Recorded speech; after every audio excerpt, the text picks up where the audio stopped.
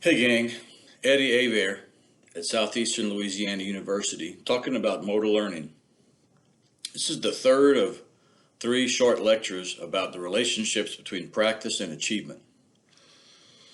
In the last session, we talked about the shapes of learning curves and the power law of practice. It indicates that the more practice you get, the better you're going to be. And we also kind of had an overview of Anders Ericsson and his study of expertise and how he was able to document that people who had achieved higher levels of achievement in whatever field that they were in, golf or piano playing or volleyball or playing the violin, that people who had achieved greater things, higher levels of performance, had done so because they had accrued more practice trials. So what does this mean for me as a teacher or a coach or a therapist? Before I kind of get to that point, I do want to share a little bit more other evidence that supports this link. It's really from the 1970s and 80s, whenever educational researchers were interested in identifying more and less effective teachers and what made them more or less effective. So you've probably had teachers during your lifetime, elementary school, middle school, high school, college, that you would identify as more effective, the better teachers. And you could probably think about, well, what were the characteristics? Maybe it was they were effective because they made their subject matter interesting, or maybe it was because they had good relationships, or maybe it was because of their knowledge base. And so people who were interested in studying, teaching, and learning began to go out to try to discern differences between more and less effective teachers simply by watching them teach, or identifying people who were their peers indicated were the best teachers and having them teach some lessons and watch what they did. So essentially what we're looking for is what are variables in the teaching and learning environment that are associated with greater improvement. So all of the research that was done in sport and physical education came up with some relatively consistent findings that described what do more effective teachers do differently than less effective teachers. And this was two of them. They related to the time that learners spent actually practicing the skills during practice sessions and the number of repetitions that their learners got. So you have a couple of pictures here, and on the left-hand side, this shows some of the characteristics of what less effective sports skill instruction looked like. And so what it looked like was that there were a lot of lines. If you notice in the top picture, there's a person who's teaching tennis, and there's one kid in the front that has a racket and a ball who's probably getting ready to hit it, and the rest of the students are standing in the back waiting in line.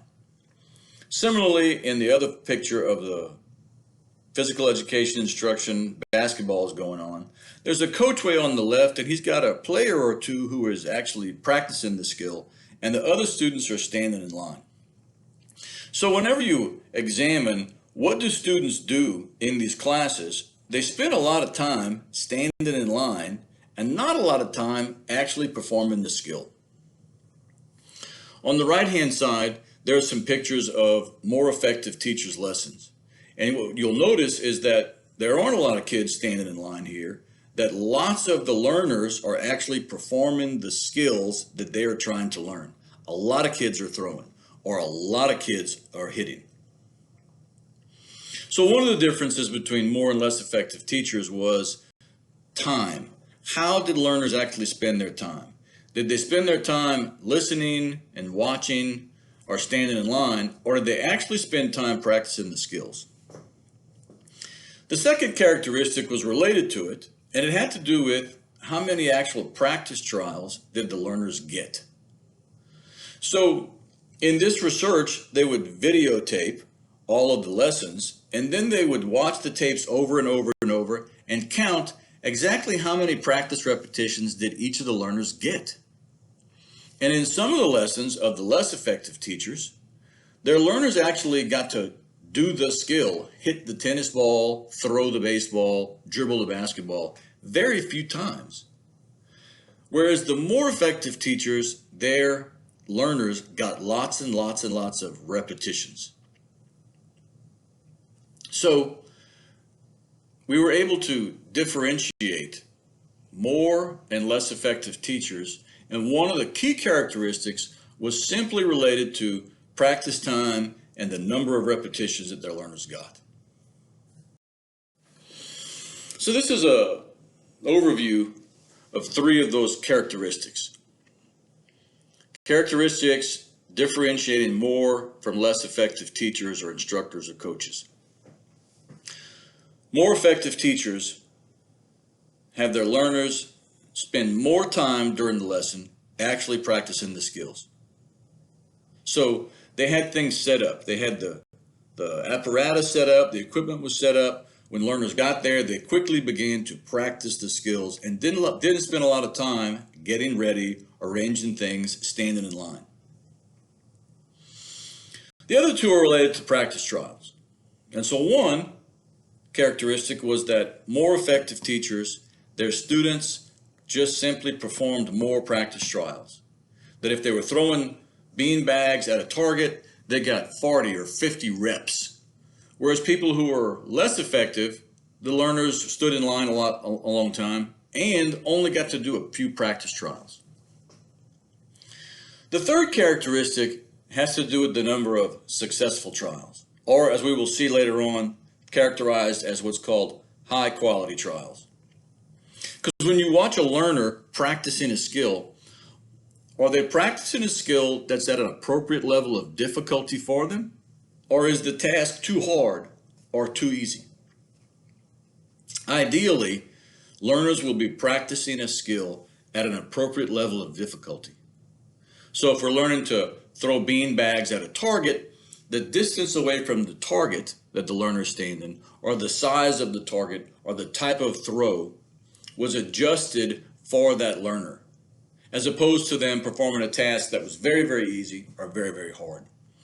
And so the more effective teachers, not only did their learners spend more time practicing the skills and get more total practice trials, but the number of trials that they completed during the lesson at an appropriate level of difficulty was different. Now, this next slide shows us a little bit about the correlation between how much learners improved and how many practice trials and time they spent during the lessons. And so correlation is a statistical procedure where we look at how strong a relationship is. And so there are what's called a positive correlation or a positive relationship, and that means that both of the variables tend to increase. And so there are positive relationships between student learning and 2 of these variables. 1, time spent practicing, and 2, the number of high quality practice trials.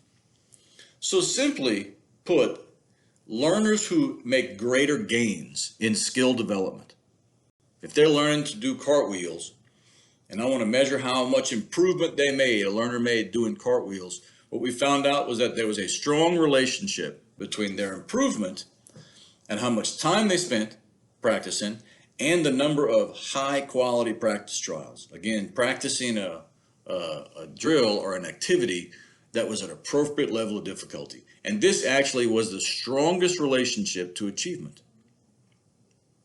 On the other hand, the number of low quality practice trials was negatively related to how much you learned. Let me say that again. The number of low quality practice trials was negatively related to improvement. So learners who were practicing a task that was way too hard for them or way too easy for them, that when they practiced at an inappropriate level of difficulty, their skill improvement was less.